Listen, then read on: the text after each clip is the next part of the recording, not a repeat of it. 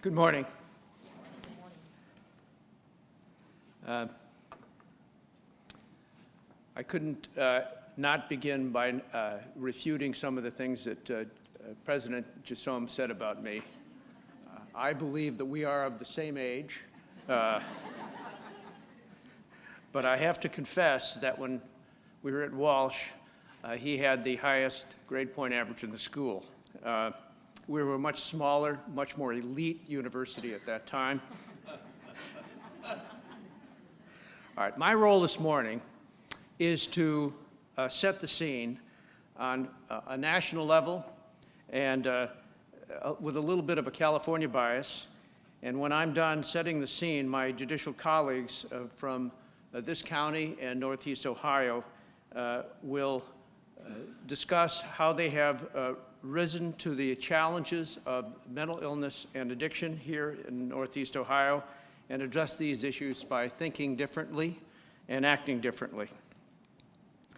We're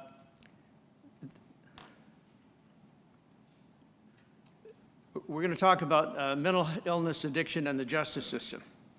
And this is not the justice system of Judge Judy or Better Call Saul, but one that understands the challenges and the mental illness and opioids crisis that has been put upon it. Originally, courts were designed for accountability and punishment, and by doing that, it's led to insanity.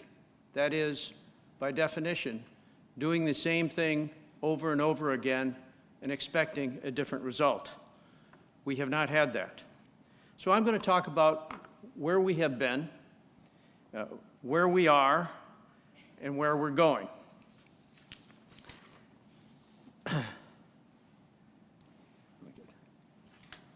I'm going to give some statistics, and I want to talk a little bit for a moment about those statistics. Statistics in the area of mental illness are very difficult to come about and difficult to quantify, because in some instances it's estimated that 40% of the people with mental illness are undiagnosed. We have about, as Richard said, about one person out of every 5 has some form of mental illness. And we have between 3.5% and 5.7% of people in our population who are seriously mentally ill. And by seriously mentally ill, I mean someone who has schizophrenia, schizoaffective disorder, bipolar disorder, anxiety disorders, clinical depression, etc. Mental illness is a complex and difficult problem because the brain is the most complex organ in the human body, and we know very little about it. In the 1950s, we had about 1/3 of the mentally ill people housed in mental institutions. Now, mental institutions, if you'll remember, were institutions where we kind of hid the people who were mentally ill from society. Some of you may remember a 1962 novel by Ken Kesey entitled One Flew Over the Cuckoo's Nest. It was made into a major motion picture. The primary character, lead actor, was one Randall McMurphy, played by Jack Nicholson, who was a rebellious, small-time criminal who feigned mental illness in order to avoid prison time. But what the novel did and what the movie did was it outlined the kind of conditions that existed in mental institutions. People were over-medicated. The conditions were difficult. They were conditions in which they were unsanitary, and certainly there was very little therapeutic rehabilitation going on. These were not good places, but places where we would hide people who were mentally ill. And half a century later, by the way, Jack Nicholson in the end, in the movie, fought with a sadistic nurse who ultimately had him lobotomized. Lobotomies and mental institutions are now pretty much history. But we do have an intractable societal problem with mental illness and what to do with people who are mentally ill in our society. In 1963, President Kennedy proposed closing these institutions. He did this for 3 different reasons. First of all, the mental institutions were recognized as being failures for rehabilitation and treatment of people who were mentally ill. Secondly, he was optimistic, as many were, with the advent and discovery of certain mental health drugs like Prozac and similar type drugs that gave promise to treatment that was never before possible. And finally, President Kennedy had a sister who was relegated to a mental institution back in the 1940s and ultimately lobotomized. He knew that this was not the right way to go. So he signed the Mental Retardation Facilities and Community Health Centers Construction Act of 1963, promising that the federal government, as he said, under this legislation, custodial mental institutions would be replaced by therapeutic community centers for mental health treatment. Unfortunately, that did not happen. This was the last bill that President Kennedy signed before he was assassinated. He indicated a determination, as many did at that time, to deinstitutionalize mental treatment and move it into the community. So what were the results? Well, in the 1960s, 0.67% of American adults were housed in either jails or mental institutions. Today, 0.68%, virtually the same percentage of adults, are so housed. But in the 60s, 75% of the mentally ill were housed in mental institutions, and 97% of those that would have been housed there are now in jails or prisons. No one explicitly decided to transfer people from mental institutions to jails or prisons, but that in fact happened for a number of reasons I'll explain in a moment. Today we have between 350,000 and 500,000 Americans in mental institutions that are mentally ill that are in jails or prisons. We only have 14 mental health beds for every 100,000 people in the United States. Now, some of these statistics, by the way, I took from this recently published book called Insane, America's Criminal Treatment of Mental Illness by Eliza Roth. You may have heard her interview on National Public Radio about the book. Many factors led to this situation. Diagnosing and treating mental illness is a complicated problem, and it's especially complicated by the fact that about 70 to 75% of the mentally ill have some form of substance abuse co-occurring disorders, as mentioned earlier. This failure was a product of a number of things: 3 strikes, zero tolerance, the 2008 recession. Subsequent to the 2008 recession in this country, $4.35 billion of mental health services were removed from state budgets throughout the United States. The mental health care spending focused mostly on the less serious and not the most serious individuals. The most serious individuals ended up in jails or prisons. The federal government decided to shift the burden of paying for long-term mental health care from the federal government to the state governments. And the state governments sometimes rose to the task and sometimes did not. The ACA helped in some ways with that for some states that accepted that kind of funds, that money, but not all states did that.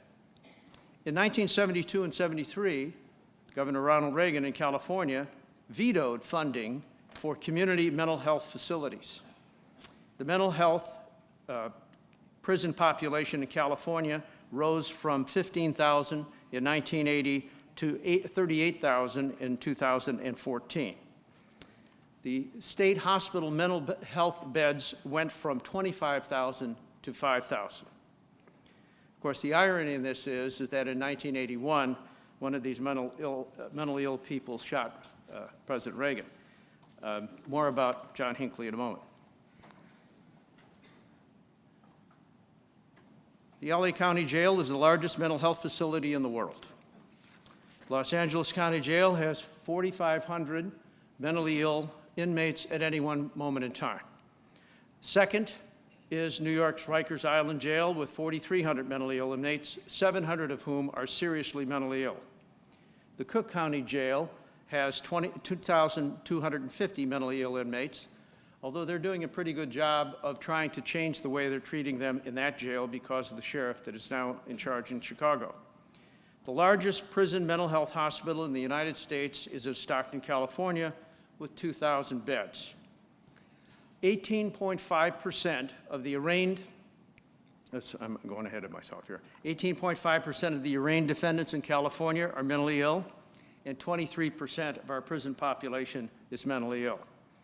Sometimes these institutions, these prisons and these jails, are much worse than the mental institutions that were existing back in the 1950s and 60s.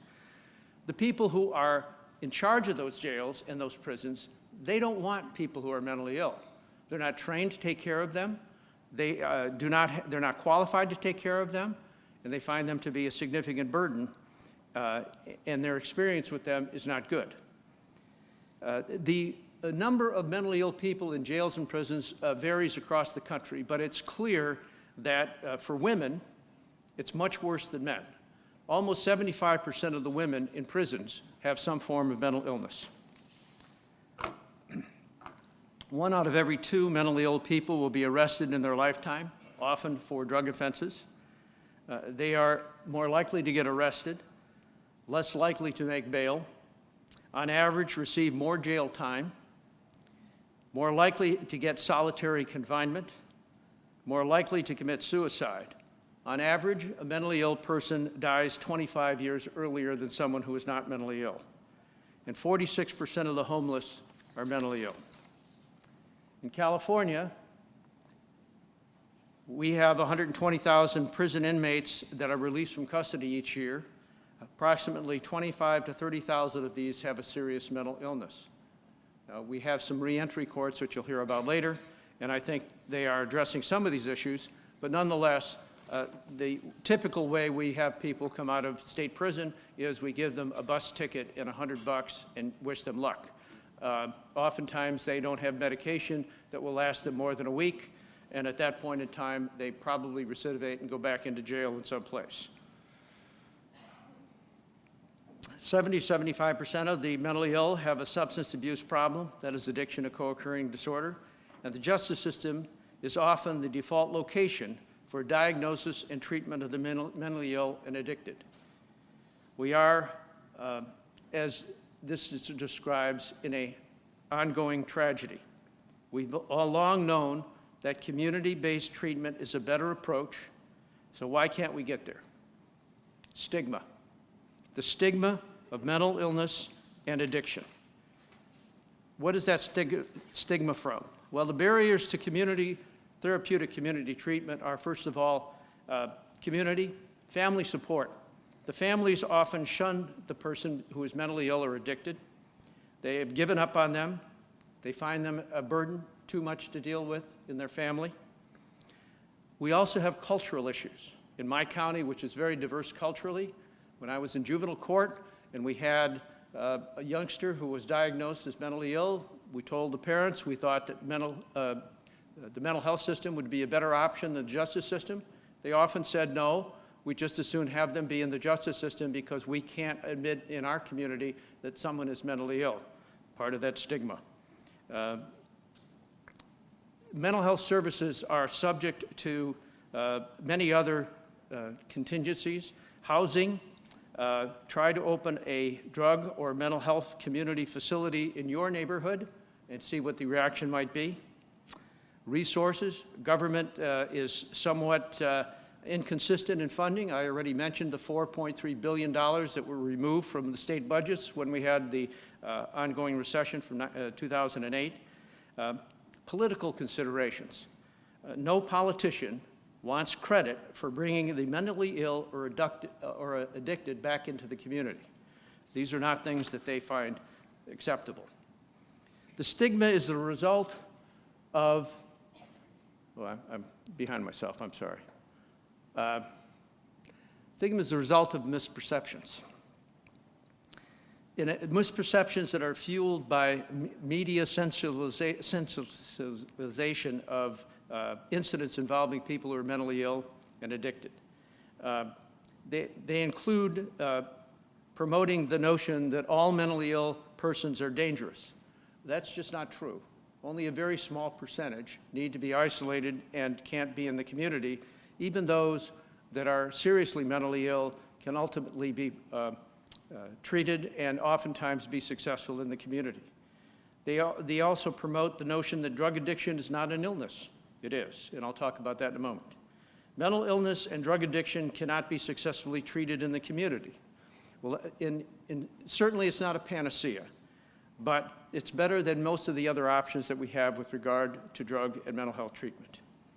They also promote it's less expensive to jail the mentally ill and addicted than offer community treatment. That's just not true. We can continue hiding and promoting the notion that we can continue to hide the mentally ill and addicted by locking them away. That is also not true. Studies have shown that people with mental health problems get better and many recover completely. A 15-year sample of schizophrenia, one of the most intractable mental illnesses, reveals that 12% experience complete remission after one episode, 14.6% experience complete remission after 2 or more episodes, 17% had 1 or more episodes followed by partial remission, and 86% can achieve full or partial recovery. The results for other forms of mental illness are similar. For example, John Hinckley, after shooting President Reagan, is now out in the community and is functioning successfully there. I have many examples that I can talk about from my court that is similar to that. Addiction is an illness. Substance abusers are sick people who need to get well, not bad people who need to become good people. In 2011, the American Society of Addiction